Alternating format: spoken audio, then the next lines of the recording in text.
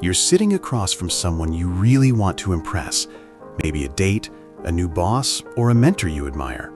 The conversation is flowing, and then suddenly, it stops. The air in the room turns heavy. Your heart starts hammering against your ribs, and your brain begins screaming for a topic, any topic, to fill the void. You feel like every second of that quiet is a neon sign flashing the word failure over your head. Research shows that it only takes 4 seconds of silence for the human brain to perceive a social threat. Our ancestors knew that being out of sync with the tribe meant physical danger, so our biology evolved to treat a pause in conversation like a tiger in the grass. But here's the truth that will change everything for you. The awkward silence you are feeling isn't a sign that you're failing. It's a glitch in your ancient hardware.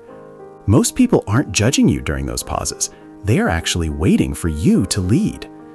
In this video, I'm going to show you how to rewire your brain to stop interpreting silence as a social death sentence. We'll look at the hidden psychology of why pauses feel so loud to you, but almost invisible to others. And I'll give you the exact steps to turn that awkward void into your most powerful tool for charisma and connection. The goal today is simple. I want you to walk away from this video feeling like the master of the silence, not its victim. We aren't just talking about communication. We are talking about reclaiming your peace of mind in every social interaction you ever have. 1. The amygdala's false alarm. The first thing we have to understand is that your brain is a survival machine, not a social expert. When a conversation drops off, a tiny part of your brain called the amygdala, the alarm center, fires off a signal. It's the same signal your ancestors drawed when they were separated from the pack. To your brain, silence feels like rejection, and rejection used to mean death. Imagine you're walking through a quiet forest. If the birds suddenly stop chirping, you freeze. Your brain thinks something is wrong. That is exactly what's happening at the dinner table or in the boardroom. The loudness of the silence is actually just the volume of your own survival instinct. The insight here is that the panic you feel isn't based on reality, it's a biological ghost. You aren't losing the person's interest, you're just experiencing a chemical spike of cortisol. The moment you realize that the noise is inside your head and not in the room, the power shifts back to you. Next time you feel that spike of panic, I want you to try a physical anchor. Instead of frantically searching for a word, simply feel the weight of your feet on the floor or the texture of the glass in your hand. This tells your nervous system, I am safe. There is no tiger. By grounding your body, you quiet the amygdala, and the silence suddenly stops feeling like a scream. 2.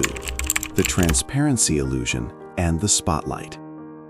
Why is it that we feel like we're dying, but the person across from us looks perfectly calm?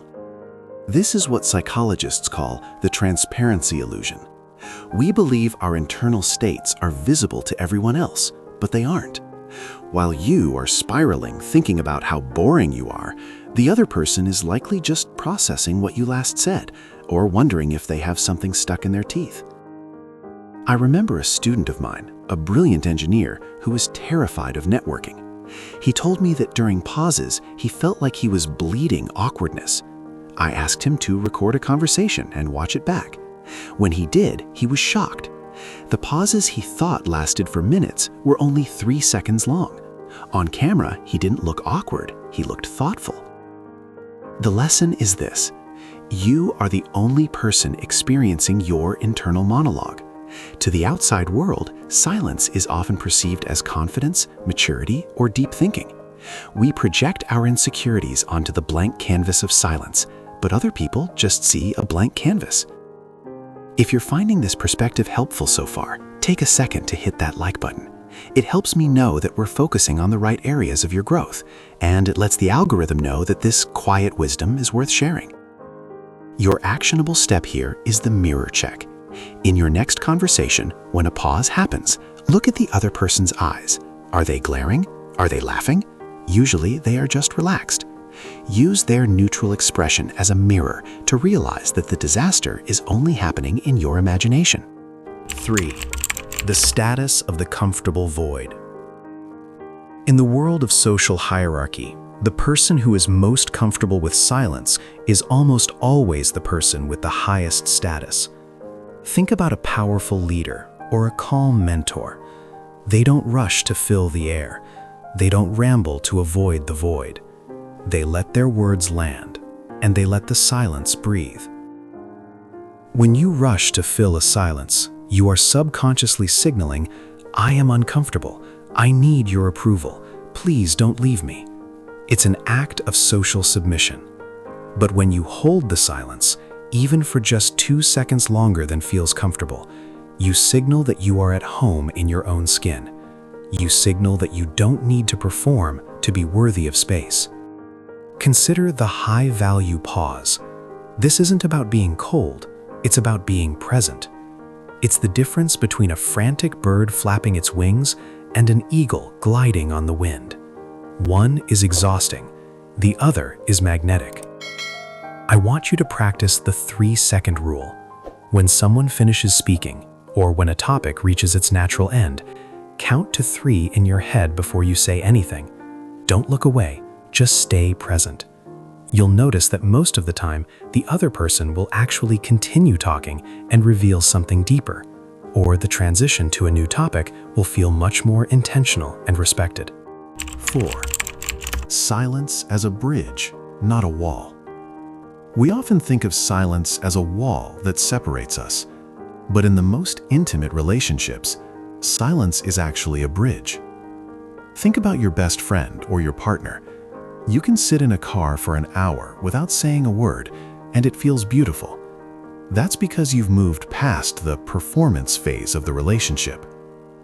The reason silence feels loud with strangers or acquaintances is that you haven't given yourself permission to just be with them. You feel like you owe them entertainment, but you don't. Deep connection isn't built on the quantity of words, it's built on the quality of the shared space. I once sat with a mentor of mine for nearly 5 minutes in total silence while we watched the sunset. I was terrified at first, trying to think of a smart question, but then I noticed he was just breathing and enjoying the view. When I finally stopped trying to be interesting, I felt a level of connection I had never experienced before. The point of impact here is that silence is a gift you give to the other person. It gives them room to think. It gives them room to feel. Stop seeing it as a gap to be filled and start seeing it as a room to be shared. Your practice for this week: seek out one intentional quiet. During a conversation with someone you trust, let a pause linger. Don't reach for your phone. Don't reach for a joke. Just stay in the moment. You will find that the danger you feared is actually where the most authentic connection lives. 5. Rewriting the narrative. The ultimate secret to mastering social pauses is to change the story you tell yourself about what the silence means. If you tell yourself, "This is awkward," your body will react with stress.